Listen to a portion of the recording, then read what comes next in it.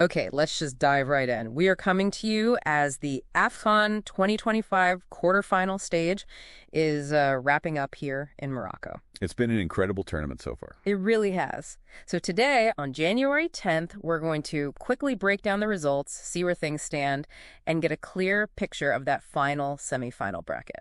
And you can't talk about this tournament without starting with the host, can you? Absolutely not.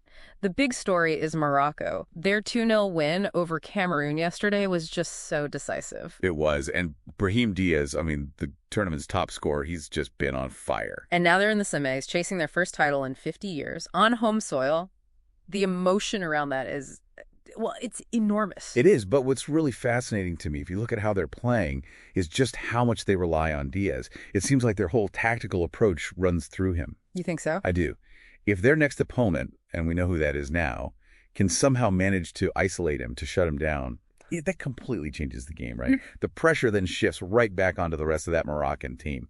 That's a great point. And speaking of their next opponent, we saw another powerhouse lock in their spot today. Except this dead Demerikek, yep. Nigeria beating Algeria 2-0. The Super Eagles are into the Final Four. It was 2 goals in the second half from Victor Osimhen and Akor Adams that sealed it. They were very clinical, no doubt. But I have to ask, was it just Nigerian precision, or was it also Algeria just looking exhausted? You think they ran out of gas? I think so. They started making mistakes in their own half after about the 60-minute mark, and Nigeria was just ruthless in taking advantage of that. And look, that's exactly the kind of cool efficiency they'll need against Morocco. Right, because that win immediately sets up an absolutely massive semifinal. But before we get to the full bracket, there's still one more quarterfinal kicking off tonight. The big one, the Clash of Titans in Agadir. Exactly. You have Egypt, the record's 7-time winners, taking on the defending champions, Ivory Coast. This is such a pivot point for the tournament. You've got Egypt, who are historically just masters of knockout football, defensive, organized, frustrating to play against. And then on the other side, you have Ivory Coast with all that champions energy. High press, high tempo football. The winner of that game is going to define the style and the feel of that whole side of the bracket.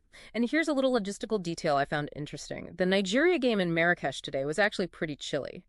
But tonight's game in Agadir, right on the coast, is going to be much milder, a bit more humid. Yeah, that's a small thing that could make a difference, you know. That humid air might just suit the high-energy style of Ivory Coast a little bit more than Egypt's more conservative approach. It's a little wrinkle to watch for. So connecting all these pieces, we now know the first semifinal, it is set. Locked in.